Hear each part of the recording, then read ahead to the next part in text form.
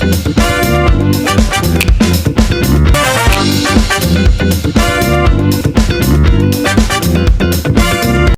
dan selamat pagi semua. Jadi hari ini kita berkumpul untuk membincangkan mengenai 4 faktor utama yang perlu kita teliti dalam pencarian pembekal. Memandangkan syarikat kita iaitu syarikat penghasilan kasut nak cari pembekal utama yang baharu untuk membekalkan bahan mentah kepada syarikat kita. Jadi faktor pertama adalah kualiti produk. Kenapa faktor kualiti produk ni kita mementingkan sangat? Sebabnya syarikat kita adalah syarikat penghasilan kasut. Jadi kalau bahan mentah, contohnya tapak atau kulit sintetik dalam suatu kasut tu cepat rosak, dia dapat mendatangkan masalah lah kepada pelanggan.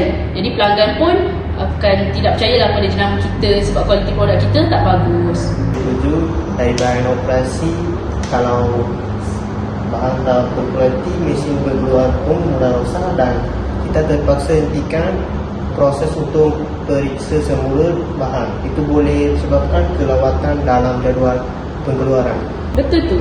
Kepentingan untuk faktor kualiti produk ni pun sangat penting tau. Sebabnya untuk kita jaga reputasi jenama Step Right, itu jenama company kita lah, sekaligus dapat menjadikan syarikat kita sebagai pengeluar kasut yang kualiti di Malaysia.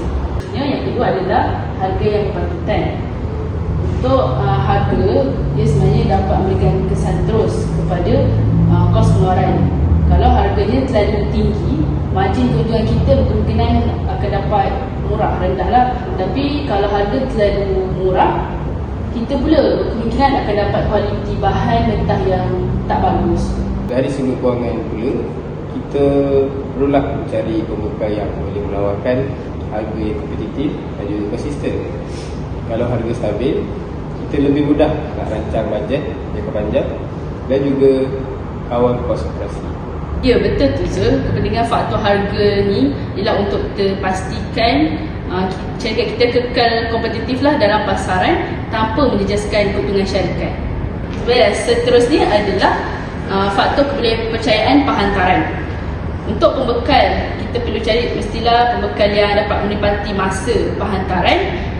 Memang sangat penting lah untuk kita pastikan pengeluaran kasut syarikat kita berjalan dengan lancar. Ya, saya paling terasa bahagian ini. Bila bahan mentah lambat sampai, keseluruhan proses pembuatan kasut tergendala. Kita terpaksa ubah jadual dan pelanggan pun kena tunggu lebih lama. Betul tu Terish. Kepentingan faktor ni ialah untuk kita pastikan pengeluaran tak terganggu untuk stok kasut kita lah, dan stok kasut kita sentiasa cukup untuk kita penuhi permintaan pelanggan di Malaysia.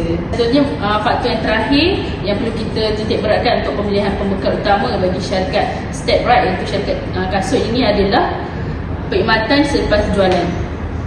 Sebabnya kadang-kadang bahan yang kita terima daripada pembekal ada kecacatan. Contohnya warna kulit tak sama atau saiz bahan yang tak ikut spesifikasi macam mana yang kita minta pada pembekal. Betul Aisyah.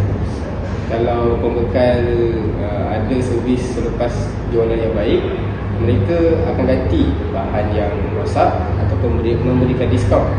Ini boleh membantu kurangkan kerugian syarikat. Betul Zul. Jadi kepentingan faktor ni ialah untuk kita bina hubungan jangka panjang yang baik dengan pembekal. Pembekal yang bertanggungjawab akan dapat bantu kita bila ada masalah dan lebih mudah untuk dipercayai dan bekerjasama pada masa hadapan. Baiklah, jadi secara keseluruhan 4 faktor utama dalam kita memilih pembekal untuk syarikat Step Right Sdn Bhd ini adalah yang pertama kualiti produk, yang kedua harga yang berpatutan, yang ketiga kebolehpercayaan penghantaran, dan yang terakhir adalah perkhidmatan selepas jualan. Jadi dengan menilai semua faktor ini dengan teliti, syarikat kita iaitu Step Right Sdn Bhd dapat pastikan operasi kita berjalan dengan lancar sekaligus dapat meningkatkan kepuasan pelanggan untuk penjualan kasut syarikat kita. Saya setuju, bila pembekal kita berkualiti, proses operasi pun lebih mudah dan juga kewangan syarikat pun lebih stabil. Terima kasih Aisyah atas penerangan yang jelas. Sama-sama. Semoga lepas ni kita dapat buat pilihan terbaik lah untuk pemilihan pembekal yang benar-benar dapat membantu syarikat kita dalam meningkatkan prestasi syarikat Step Right Sdn Bhd.